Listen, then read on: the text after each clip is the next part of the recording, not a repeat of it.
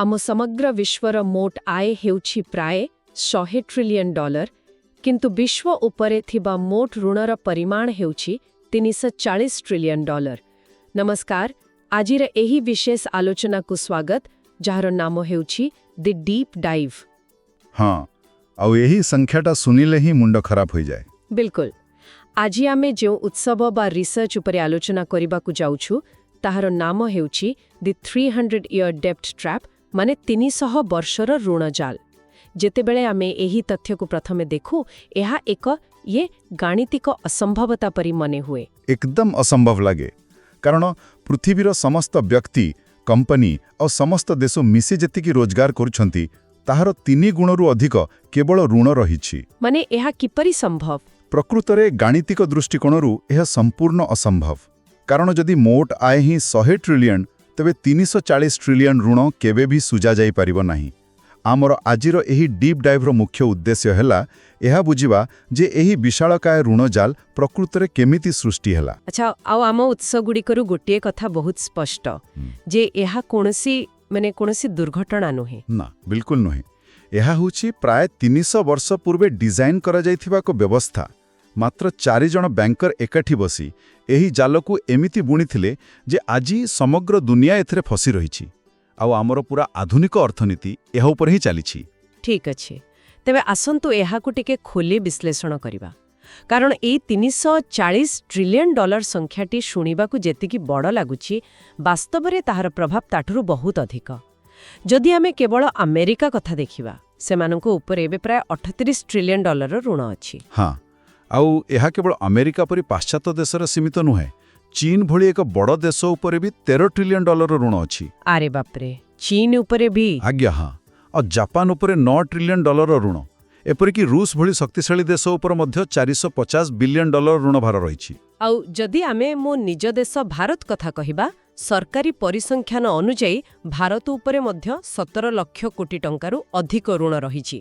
ତେବେ ଏଠି ମୋ ମନରେ ଗୋଟେ ସାଧାରଣ ବୁଦ୍ଧିର ପ୍ରଶ୍ନ ଉଠୁଛି, ଯାହା ବୋଧହୁଏ ଆମ ଶ୍ରୋତାମାନଙ୍କ ମନରେ ବି ଆସୁଥିବ। ହଁ, କୁହନ୍ତୁ। ମାନେ ଯଦି ଦୁନିଆର ପ୍ରତ୍ୟେକ ଦେଶ, ପ୍ରତ୍ୟେକ ଶକ୍ତିଶାଳୀ ଅର୍ଥନୀତି ଋଣରେ ବୁଡ଼ି ରହିଛନ୍ତି, ତେବେ ସେହି ବିଶାଳ ବ୍ୟାଙ୍କଟା ଅଛି କେଉଁଠି, ଯିଏ ସମସ୍ତଙ୍କୁ ଏଇ ଟଙ୍କା ବାଣ୍ଟୁଛି?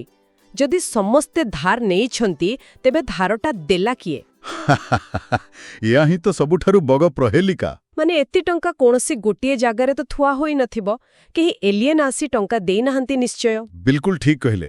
ଏଠାରେ ସବୁଠାରୁ ଆକର୍ଷଣୀୟ କଥା ହେଉଛି, ଏହି ଟଙ୍କା ପ୍ରକୃତରେ କାହାଠାରୁ ଆସିନାହିଁ। କୌଣସି ଗୋଟିଏ ବିଶାଳ ବ୍ୟାଙ୍କ ନାହିଁ ଯାହାର ସିନ୍ଦୁକରେ $340 ଟ୍ରିଲିୟନ ସୁନା ବା ନଗଦ ଅର୍ଥ ଅଛି।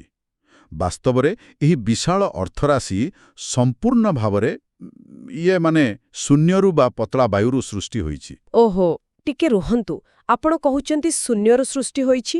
ଏହା ପୁଣି କେମିତି ସମ୍ଭବ? ଯେତେବେଳେ କୌଣସି ଦେଶ ବା ବ୍ୟକ୍ତି ଋଣ ନିଅନ୍ତି, ଠିକ୍ ସେହି ମୁହୂର୍ତ୍ତରେ ହିଁ ସେହି ଟଙ୍କା ନୂଆ କରି ସୃଷ୍ଟି କରାଯାଏ। ଆଉ ଆମକୁ ବୁଝିବାକୁ ହେବ ଯେ ଏହା କୌଣସି ଗୁପ୍ତ ଷଡ଼ଯନ୍ତ୍ର ନୁହେଁ। ଆଜି ବି ସେହି 300 ବର୍ଷ ପୁରୁଣା ବୈଠକର ସମସ୍ତ ରେକର୍ଡ, ଚୁକ୍ତିନାମା ସର୍ବସାଧାରଣରେ ଉପଲବ୍ଧ ଅଛି। କାଗଜପତ୍ରରେ ସବୁ ସ୍ପଷ୍ଟ ଲେଖା ଅଛି ଯେ ଏହି ବ୍ୟବସ୍ଥାକୁ ଜାଣିଶୁଣି କେମିତି ପ୍ରସ୍ତୁତ କରାଯାଇଥିଲା। କିନ୍ତୁ ମାନେ ସରକାର କେବଳ କାଗଜ ଉପରେ କିଛି ଛାପିଦେଲେ କିମ୍ବା କମ୍ପ୍ୟୁଟର ସ୍କ୍ରିନରେ କିଛି ସଂଖ୍ୟା ଟାଇପ୍ କରିଦେଲେ ତାହା ଟଙ୍କା ହୋଇଯିବ ନାହିଁ ତ? ଏଥିପାଇଁ କୌଣସି ଏକ ନିର୍ଦ୍ଦିଷ୍ଟ ଆଧାର ବା ମୂଲ୍ୟ ଥିବା ଦରକାର? ଇଏ ତ ଏକ ଯାଦୁ ଖେଳ ପରି ଲାଗୁଛି। ହଁ, ଆପଣଙ୍କ ସନ୍ଦେହଟା ସମ୍ପୂର୍ଣ୍ଣ ସ୍ୱାଭାବିକ। କାରଣ ଆଜି ଆମେ ଯେଉଁ ଅର୍ଥବ୍ୟବସ୍ଥା ଦେଖୁଛୁ, ତାହା ସବୁବେଳେ ଏମିତି ନଥିଲା। ଏହି ଯାଦୁଖେଳ କେମିତି ଆରମ୍ଭ ହେଲା ତାହା ବୁଝିବାକୁ ଆମକୁ 1694 ମସିହା ପୂର୍ବର ଦୁନିଆକୁ ଯିବାକୁ ପଡ଼ିବ। ଆଚ୍ଛା, 1694 ପୂର୍ବରୁ ଅର୍ଥନୀତିରେ ଏମିତି ଥିଲା? ସେହି ସମୟରେ ଋଣର ଅର୍ଥ ଆଜିଠାରୁ ବହୁତ ଭିନ୍ନ ଥିଲା। ଆଜି ଭଳି କେନ୍ଦ୍ରୀୟ ବ୍ୟାଙ୍କ ନଥିଲା କି କାଗଜ ନୋଟର ପ୍ରଚଳନ ବି ନଥିଲା। ଟଙ୍କା କହିଲେ ଲୋକେ କେବଳ ସୁନା ଏବଂ ରୂପାର ମୁଦ୍ରାକୁ ହିଁ ବୁଝୁଥିଲେ, ଯାହାର ଗୋଟେ ବାସ୍ତବିକ ଓଜନ ଏବଂ ମୂଲ୍ୟ ଥିଲା। ତାହେଲେ ସେହି ସମୟରେ ଲୋକମାନେ କିମ୍ବା ସରକାର କେମିତି କାରବାର କରୁଥିଲେ? ଯଦି କାହାକୁ ବଡ଼ ଧରଣର ଅର୍ଥ ଦରକାର ହେଉଥିଲା, ମାନେ ସେମାନେ କ'ଣ କରୁଥିଲେ? ସେତେବେଳେ ତ ଦେଶଗୁଡ଼ିକ ଗଣତାନ୍ତ୍ରିକ ନଥିଲେ। ରାଜା ଓ ସମ୍ରାଟମାନଙ୍କର ଶାସନ ଥିଲା। ରାଜାମାନଙ୍କୁ ନିଜର ସାମ୍ରାଜ୍ୟ ବିସ୍ତାର କରିବାକୁ, ବିଶାଳ ଦୁର୍ଗ ତିଆରି କରିବାକୁ, ଆଉ ସବୁଠାରୁ ବଡ଼ କଥା ହେଲା ଯୁଦ୍ଧ ଲଢ଼ିବା ପାଇଁ ପ୍ରଚୁର ସୁନା ରୂପା ଦରକାର ପଡୁଥିଲା। ଯୁଦ୍ଧ ଖର୍ଚ୍ଚ ତ ସବୁବେଳେ ବହୁତ ଅଧିକ ଥାଏ। ତାହେଲେ ରାଜାମାନେ ସେତେବେଳେ କ'ଣ କରୁଥିଲେ? ସେମାନେ ନିଜ ଦେଶର କିମ୍ବା ବିଦେଶର ଧନୀ ବ୍ୟବସାୟୀ ଓ ସ୍ୱର୍ଣ୍ଣକାରମାନଙ୍କ ପାଖକୁ ଯାଉଥିଲେ ଆଉ ସେମାନଙ୍କଠାରୁ ନିର୍ଦ୍ଦିଷ୍ଟ ସମୟ ପାଇଁ ସୁନା ଧାର ମାଗୁଥିଲେ। ଚୁକ୍ତି ହେଉଥିଲା ଯେ ଯୁଦ୍ଧ ଜିତିବା ପରେ ସେମାନେ ସୁଧ ସହିତ ସମସ୍ତ ସୁନା ଫେରାଇ ଦେବେ। କିନ୍ତୁ ବାସ୍ତବରେ କ'ଣ ସେମାନେ ଫେରାଉଥିଲେ? ମୋତେ ତ ଲାଗୁନି ସବୁବେଳେ ଏମିତି ହେଉଥିବ। ସମ୍ପୂର୍ଣ୍ଣ ଠିକ୍ ଧରିଛନ୍ତି। ବାସ୍ତବତା ଥିଲା ସମ୍ପୂର୍ଣ୍ଣ ଭିନ୍ନ। ଅଧିକାଂଶ ସମୟରେ ରାଜାମାନେ ହୁଏତ ଯୁଦ୍ଧ ହାରିଯାଉଥିଲେ କିମ୍ବା ଅଯଥା ଖର୍ଚ୍ଚ କରି ଦେୱାଳିଆ ହୋଇଯାଉଥିଲେ, ତେଣୁ ଋଣ ଶୁଝି ପାରୁନଥିଲେ। ଇଏ ତ ଏକ ବହୁତ ମଜାଦାର କିନ୍ତୁ ବିପଜ୍ଜନକ ସ୍ଥିତି। ଯଦି ଆମେ ଏହାକୁ ଆଜିର ସମୟ ସହ ତୁଳନା କରିବା, ଯେମିତିକି ଧରିନିଅନ୍ତୁ ଆପଣଙ୍କର ଜଣେ ବହୁତ ଶକ୍ତିଶାଳୀ ବନ୍ଧୁ ଅଛନ୍ତି, ଯିଏ ସହରର ବଡ଼ ନେତା।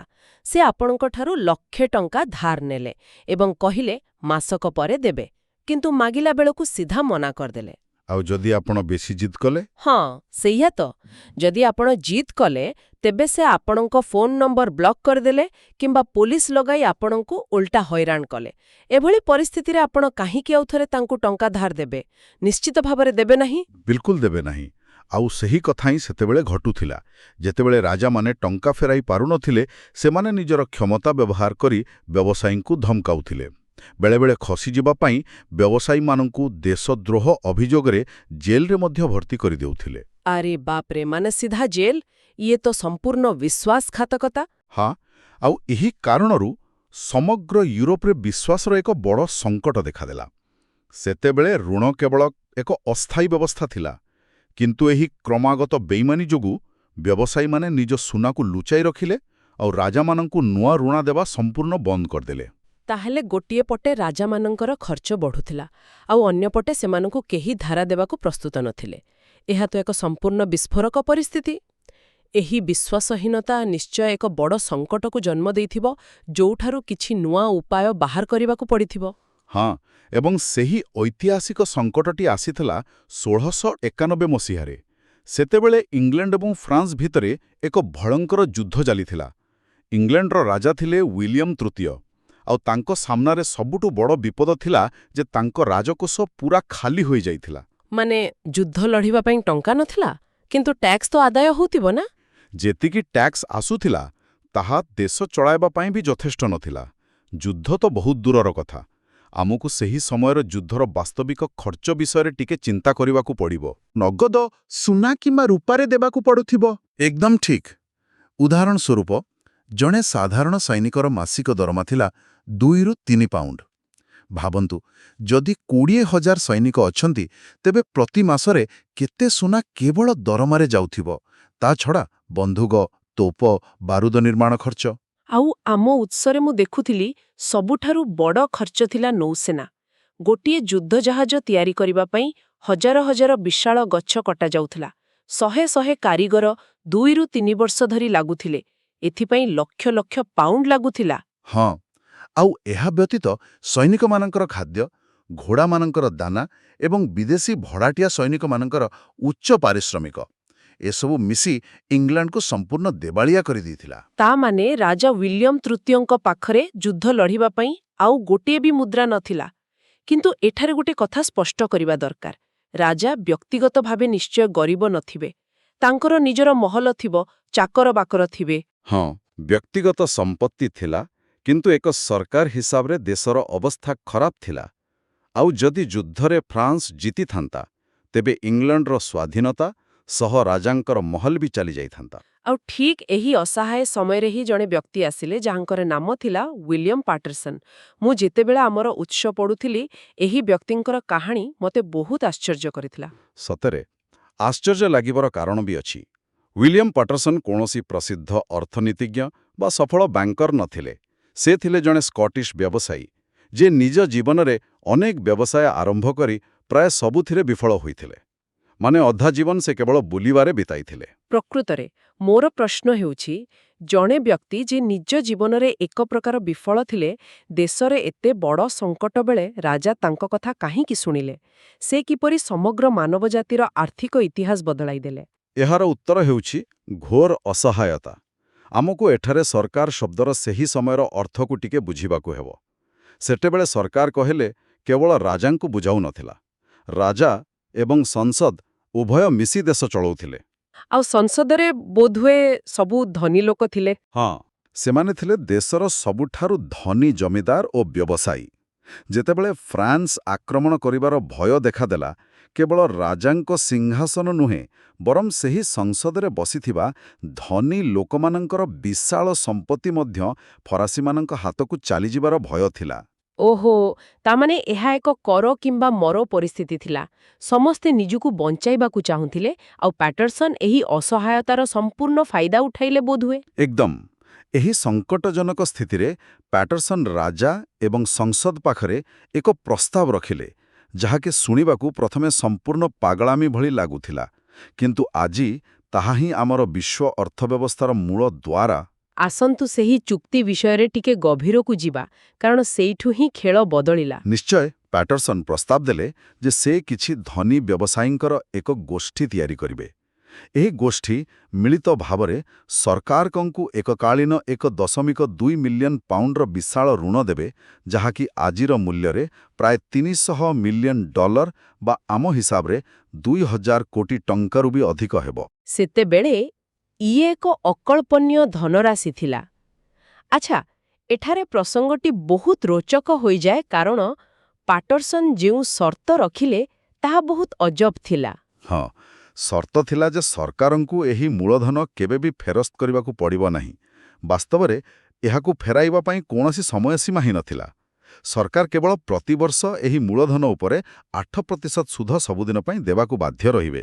ଏହାକୁ ଯଦି ଆମେ ଏକ ସହଜ ଉଦାହରଣ ମାଧ୍ୟମରେ ବୁଝିବା, ଯେମିତିକି ଧରି ନିଅନ୍ତୁ ଆପଣ ମୋଠାରୁ 100 ଟଙ୍କା ଧାର ନେଲେ, ଆଉ ଚୁକ୍ତି ହେଲା ଯେ ଆପଣ ମୋତେ ସେହି 100 ଟଙ୍କା କେବେ ବି ଫେରାଇବେ ନାହିଁ, ବଦଳରେ ସାରା ଜୀବନ ମୋତେ ପ୍ରତିବର୍ଷ 8 ଟଙ୍କା ଲେଖାଏଁ ଦେଇ ଚାଲିବେ। ଆଉ ଆପଣଙ୍କ ମୃତ୍ୟୁ ପରେ ଆପଣଙ୍କ ପିଲାମାନେ ମୋ ପିଲାମାନଙ୍କୁ ସେହି 8 ଟଙ୍କା ଦେବେ। ହଁ, ଇଏ ତ ପୁରା ଏକ OTT ପ୍ଲାଟଫର୍ମର ଲାଇଫ୍ ଟାଇମ୍ ସବସ୍କ୍ରିପସନ୍ ମଡେଲ ପରି ଲାଗୁଛି। ଗୋଟିଏ ଥର ସର୍ଭିସ୍ ନିଅନ୍ତୁ ଆଉ ପିଢ଼ି ପରେ ପିଢ଼ି ପେମେଣ୍ଟ କରୁଥାନ୍ତୁ। କିନ୍ତୁ ମୋତେ ଗୋଟିଏ କଥା ବୁଝାନ୍ତୁ, କୌଣସି ସାଧାରଣ ବ୍ୟବସାୟୀ ନିଜର ମୂଳଧନ କେବେ ବି ଫେରି ନେପାଇବା ସତ୍ତ୍ୱେ ଏପରି ଏକ ଚୁକ୍ତିରେ କାହିଁକି ରାଜି ହେବ? ଆଉ ସେହି 8% ସୁଧ ଯେ ପ୍ରତିବର୍ଷ ମିଳିବ, ତାର ଗ୍ୟାରେଣ୍ଟି କ'ଣ ଥିଲା? ଏହା ଏକ ଅତ୍ୟନ୍ତ ଗୁରୁତ୍ୱପୂର୍ଣ୍ଣ ପ୍ରଶ୍ନ, ଏବଂ ଏହାର ଉତ୍ତରରେ ହିଁ ଆଧୁନିକ ଅର୍ଥନୀତିର ମୂଳ ରହସ୍ୟ ଲୁଚି ରହିଛି। ପାଟରସନ୍ ବହୁତ ଚତୁରତାର ସହ ଏହାର ସମାଧାନ କରିଥିଲେ। ପୂର୍ବରୁ ଋଣ ଏକ ସାମୟିକ ସମସ୍ୟା ଥିଲା, କିନ୍ତୁ ପାଟରସନ୍ ଏହାକୁ ଏକ ଚିରସ୍ଥାୟୀ ସମ୍ପତ୍ତି ବା ଆସେଟ୍ରେ ପରିଣତ କରିଦେଲେ। କେମିତି? ମାନେ ବ୍ୟବସାୟୀମାନେ ନିଜ ସୁନା କାହାକୁ ଦେଲେ? ଏଥର ସେମାନେ ସିଧାସଳଖ ରାଜାଙ୍କୁ ଦେଲେ ନାହିଁ। ବ୍ୟବସାୟୀମାନେ ମିଶି ଏକ ସାମୂହିକ ସଂସ୍ଥା ବା କର୍ପୋରେସନ ଗଠନ କଲେ, ଯାହାର ନାମ ରଖାଗଲା ବ୍ୟାଙ୍କ ଅଫ୍ ଇଂଲଣ୍ଡ। ଏହି ବ୍ୟାଙ୍କ ହିଁ ସରକାରଙ୍କୁ ସେହି ସୁନା ଦେଲା, ଏବଂ ଏହା ବଦଳରେ ସରକାର ଏକ ଆଇନ ପାରିତ କଲେ, ଯାହା ବ୍ୟାଙ୍କ ଅଫ୍ ଇଂଲଣ୍ଡକୁ ଏକ ସ୍ୱତନ୍ତ୍ର ଅଧିକାର ଦେଲା। ସେହି ଅଧିକାରଟା କ'ଣ ଥିଲା? ତାହା ଥିଲା କାଗଜ ନୋଟ ଛାପିବାର ଅଧିକାର। ବ୍ୟବସାୟୀମାନେ ସରକାରଙ୍କୁ ଯେତିକି ଋଣ ଦେଇଥିଲେ, ଠିକ୍ ସେତିକି ପରିମାଣର କାଗଜ ରସିଦ ବା ନୋଟ ସେମାନେ ନିଜ ନାମରେ ଛାପିପାରିବେ ଏବଂ ତାହାକୁ ବଜାରରେ ଧାର ଦେଇପାରିବେ ବା ବ୍ୟବହାର କରିପାରିବେ। ଆଉ ଏହି ନୋଟଗୁଡ଼ିକ ପଛରେ ସରକାରଙ୍କର ଆଇନଗତ ପ୍ରତିଶ୍ରୁତି ଥିଲା। ଓହୋ, ଟିକେ ରୁହନ୍ତୁ, ଇଏ ତ ସମ୍ପୂର୍ଣ୍ଣ ମୁଣ୍ଡ ଖରାପ କରିଦେବା ଭଳି କଥା। ତାମାନେ ବ୍ୟବସାୟୀମାନେ କେବଳ 8% ସୁଧ ପାଇଲେ ନାହିଁ, ବରଂ ଯେଉଁ ଋଣ ସେମାନେ ସରକାରଙ୍କୁ ଦେଇଥିଲେ ତାକୁ ଆଧାର କରି ସମାନ ପରିମାଣର ନୂଆ କାଗଜ ଟଙ୍କା ବି ଛାପିଦେଲେ। ସମ୍ପୂର୍ଣ୍ଣ ସଠିକ୍। ଆଉ ସେହି କାଗଜ ନୋଟକୁ ଲୋକମାନେ ପ୍ରକୃତ ସମ୍ପତ୍ତି ଭାବି କାରବାର କଲେ, କାରଣ ତାହା ପଛରେ ଦେଶର ଟିକସଦାତାଙ୍କର ପ୍ରତିଶ୍ରୁତି ଥିଲା। ଏହାର ଅର୍ଥ ହେଉଛି, ଯେଉଁ ଋଣଟି ସରକାର ନେଇଥିଲେ ତାହା ହିଁ ବଜାରରେ ଏକ ନୂଆ ପ୍ରକାରର ମୁଦ୍ରାରେ ପରିଣତ ହୋଇଗଲା। ମାନେ ଋଣ ହିଁ ଟଙ୍କା ପାଲଟିଗଲା। ବିଲକୁଲ, ଆପଣ ଏକଦମ ଠିକ୍ ବୁଝିଲେ। ଏଇଭଳି ଭାବରେ ଋଣ ଏକ ସମସ୍ୟାର ପରିବର୍ତ୍ତିତ ହୋଇ ଏକ ଆର୍ଥିକ ଉପକରଣ ବା ମନିରେ ପରିଣତ ହେଲା। ଯେହେତୁ ସଂସଦର ସ୍ୱୀକୃତି ଥିଲା, ରାଜା ବଦଳି ପାରନ୍ତି, କିନ୍ତୁ ଦେଶ ତ ରହିବ, ଟିକସ ତ ଆଦାୟ ହେବ। ତେଣୁ ଏହା ଏକ ନିଶ୍ଚିତ ଆୟର ଉତ୍ସ ହୋଇଗଲା। ଆଉ ଏଇଠୁ ହିଁ ଫିଏଟ୍ ମାନି ବା ଆମେ ଆଜି ବ୍ୟବହାର କରୁଥିବା କାଗଜ ମୁଦ୍ରାର ପ୍ରକୃତ ଆରମ୍ଭ ହେଲା, ଯାହା ପଛରେ କୌଣସି ସୁନା ନୁହେଁ, ବରଂ ସରକାରୀ ଋଣ ରହିଥାଏ। ହଁ, ଆଉ ଏହି ଛୋଟ ପରିବର୍ତ୍ତନଟି କେତେ ବିଶାଳ ଆକାର ଧାରଣ କଲା, ତାହା ଭାବିଲେ ହିଁ ଆଶ୍ଚର୍ଯ୍ୟ ଲାଗେ। ସତରେ, ଯଦି ଆମେ ଆମର ଏହି ବିଶ୍ଳେଷଣର ସାରାଂଶ ଦେଖିବା, ସ୍ପଷ୍ଟ ହୋଇଯିବ ଯେ 1691 ମସିହାରେ ଗୋଟିଏ ରାଜାର ସାମୂହିକ ଯୁଦ୍ଧ ଖର୍ଚ୍ଚ ମେଣ୍ଟାଇବା ପାଇଁ ଆରମ୍ଭ ହୋଇଥିବା ବ୍ୟବସ୍ଥା ଆଜି ସମଗ୍ର ବିଶ୍ୱକୁ $340 ଟ୍ରିଲିୟନ ଏକ ଏପରି ଋଣଜାଲରେ ବାନ୍ଧି ରଖିଛି ଯେଉଁଠି ମୋଟ ଆୟ ତୁଳନାରେ ସେହି ଋଣ ଶୁଝିବା ଅସମ୍ଭବ। ଆଉ ଆଲୋଚନା ଶେଷ କରିବା ଆଗରୁ ଗୋଟିଏ ଦିଗ ଉପରେ ଧ୍ୟାନ ଦେବା ଆବଶ୍ୟକ। ଶ୍ରୋତାମାନେ ଭାବୁଥିବେ ଏଇ 300 ବର୍ଷ ପୁରୁଣା ଇତିହାସ ଆମମାନଙ୍କ ପାଇଁ କାହିଁକି ଏତେ ଗୁରୁତ୍ୱପୂର୍ଣ୍ଣ? କାରଣ ହେଲା, ଆଜି ଆମେ ଦୈନନ୍ଦିନ ଜୀବନରେ ଯେଉଁ ମୁଦ୍ରାସ୍ଫୀତି ବା ଦରଦାମ ବୃଦ୍ଧି ଦେଖୁଛୁ, ତାହା କୌଣସି ପ୍ରାକୃତିକ ବିପର୍ଯ୍ୟୟ ନୁହେଁ। ତାହା ହେଉଛି ସେହି ଶୂନ୍ୟରୁ ଅର୍ଥ ସୃଷ୍ଟି ଓ ଚିରସ୍ଥାୟୀ ସୁଧ ବ୍ୟବସ୍ଥାର ସିଧାସଳଖ ଫଳାଫଳ। ଏକଦମ। ଯେତେବେଳେ ନୂଆ ଟଙ୍କା କେବଳ ଏକ ଋଣ ଆକାରରେ ଶୂନ୍ୟରୁ ସୃଷ୍ଟି ହୁଏ ଆଉ ତା ଉପରେ ସୁଧ ବଢ଼ି ଚାଲେ, ତା ଅର୍ଥ ହେଉଛି ପୁରୁଣା ଟଙ୍କାର ମୂଲ୍ୟ କମିଯାଉଛି। ଆଉ ସେହି ସୁଧ ଭରିବା ପାଇଁ ସରକାରଙ୍କୁ ଅଧିକ ଟିକସ ଆଦାୟ କରିବାକୁ ପଡ଼େ, ଯାହାର ଭାର ସାଧାରଣ ଜନତାଙ୍କ ଉପରେ ପଡ଼େ। ମାନେ ଏହି ବ୍ୟବସ୍ଥା ଅଦୃଶ୍ୟ ଭାବରେ ଆମର ବର୍ତ୍ତମାନ ଓ ଭବିଷ୍ୟତକୁ ନିୟନ୍ତ୍ରଣ କରୁଛି। ଏହି ମେକାନିଜମକୁ ବୁଝିଲା ପରେ ଦୁନିଆକୁ ଦେଖିବାର ଦୃଷ୍ଟିକୋଣ ବଦଳିଯାଏ। ଏହା ଚିନ୍ତା କଲେ ମନରେ ଶିହରଣ ସୃଷ୍ଟି ହୁଏ ଯେ ଆମର ଆର୍ଥିକ ସ୍ଥିରତା କେତେ ଭଙ୍ଗୁର। ହଁ, ଆଉ ଏହା ଉପରେ ଚିନ୍ତା କରିବା ନିହାତି ଜରୁରୀ। ଆମେ ଆଜିର ଏହି ଆଲୋଚନାକୁ ଶେଷ କରିବା ପୂର୍ବରୁ ଶ୍ରୋତାମାନଙ୍କ ପାଇଁ ଗୋଟିଏ ବହୁତ ଚିନ୍ତାଜନକ ପ୍ରଶ୍ନ ଛାଡ଼ିଯିବାକୁ ଚାହୁଁଛୁ। ଯଦି ସମଗ୍ର ବିଶ୍ୱର ଅର୍ଥବ୍ୟବସ୍ଥା ଏମିତି ଏକ ଚିରସ୍ଥାୟୀ ଋଣ ଉପରେ ଛିଡ଼ା ହୋଇଛି, ଯାହାର ମୂଳଧନ କେବେ ବି ଶୁଝାଯିବ ନାହିଁ ଏବଂ କେବଳ ସୁଧ ହିଁ ଦିଆଯାଉଥିବ, ମାନେ ଟିକେ ଭାବନ୍ତୁ, ଯେଉଁଦିନ ଦୁନିଆର ଭବିଷ୍ୟତର ଆୟ ଏହି ବିଶାଳକାୟ ସୁଧ ଦେବା ପାଇଁ ଯଥେଷ୍ଟ ହେବ ନାହିଁ, ସେଦିନ କ'ଣ ହେବ? ସେଦିନ ଏହି ଅଦୃଶ୍ୟ ଅର୍ଥର ପାହାଡ଼ ନିଶ୍ଚିତ ଭାବେ ଭୁଷୁଡ଼ି ପଡ଼ିବ। ହଁ, ଏବଂ ବାସ୍ତବରେ ଏଇ $340 ଟ୍ରିଲିୟନ ଋଣର ଶେଷ ମୂଲ୍ୟ କିଏ ନିଜ ରକ୍ତଝାଳ ବୁହା ଧନରୁ ପରିଶୋଧ କରିବ? ଏହି ପ୍ରଶ୍ନର ଉତ୍ତର ଆମ ସମସ୍ତଙ୍କୁ ନିଜ ଭିତରେ ଖୋଜିବାକୁ ପଡ଼ିବ। ଆଜିର ଆଲୋଚନାରେ ଯୋଡ଼ି ହୋଇ ରହିଥିବାରୁ ଅନେକ ଧନ୍ୟବାଦ। ଆଗକୁ ଏମିତି ଗଭୀର ତଥ୍ୟ ଆଣି ଆମେ ପୁଣି ଫେରିବୁ ଆମର ଏଇ ଶୋ ଦ ଡିପ୍ ଡାଇଭ୍ରେ।